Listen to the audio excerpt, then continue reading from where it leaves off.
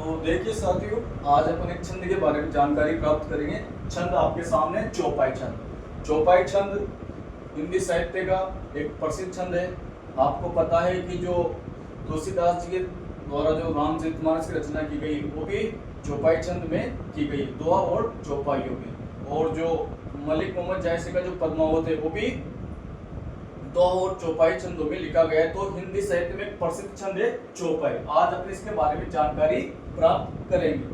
देखते हैं इसके लक्षण कि ये सममात्रिक छंद होता है, यानी जो चौपाई छंद है बेटा वो क्या होता है, सममात्रिक छंद होता है, यानी इसके प्रत्येक चरण में समान समान मात्राएं होती है, इसलिए क्या है, सममात्रिक छंद है। आगे दूसरी पंक्ति है कि इसके प्रत्येक चरण में 16-16 मात्रा, यानी सममात्रिक क्यों है, क्योंकि जो छंद के 4 चरण होते हैं तो चारों ही चरणों में क्या है, इसके 16-16 मात्रा, यानी जहां पर चारों चरणों में 16-16 मात्राएं प्राप्त होंगी वो क्या होगा, चौपाई छंद होगा। और इसी कारण ये क्या है, सममात्रिक छंद है, क्योंकि इसके प्रत्येक चरण में 16-16 मात्राएं होती हैं।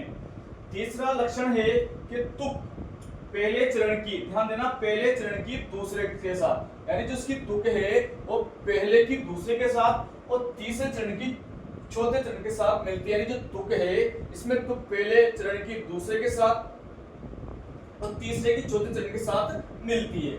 अगला लक्षण देखते हैं कि चरण के अंत में, ध्यान देना, चरण के अंत में जगण व तगण आना वर्जित है, यानी इसमें जगण तगण अंत में नहीं आता। ध्यान देना कि चरण के अंत में जगण व तगण का आना वर्जित होता है। आपके सामने एक उदाहरण लिखा हुआ है कि जय हनुमान ज्ञान गुण सागर, जय कपिस्थिर लोक उजागर, रामदूत अतुलित बलधामा, अंजनी पुत्र पवन सुत नामा।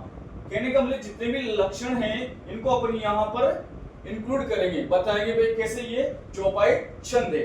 तो पहले तो ये 4 चरण है, 1 2 3 4, तो ये 4 चरण है, ठीक है। अब इसमें अपन लगाते हैं मात्रा, तो यहाँ इसकी एक मात्रा लगेगी, इसकी भी एक लगेगी, इसकी भी एक, यहाँ पर 2 1 2 1 1 1 2 1 1। अब गिनती करो, 1 2 3 4 5 6 7 8 9 10 11 12 13 14 15 16, ये 16 मात्राएं। पहले चरण में भी आपको 16 मात्राएं मिल चुकी है। अगले चरण में मात्राएं लगाते हैं, 1 2 1, यहाँ पर बड़ी लगेगी, ये बड़ा है, 1, यहाँ भी 1, चंद्र बिंदु की एक ही मात्रा होती है, ध्यान रखना। यहाँ पर 2 लगेगी, यहाँ 1, यहाँ 1, यहाँ 2, यहाँ 1।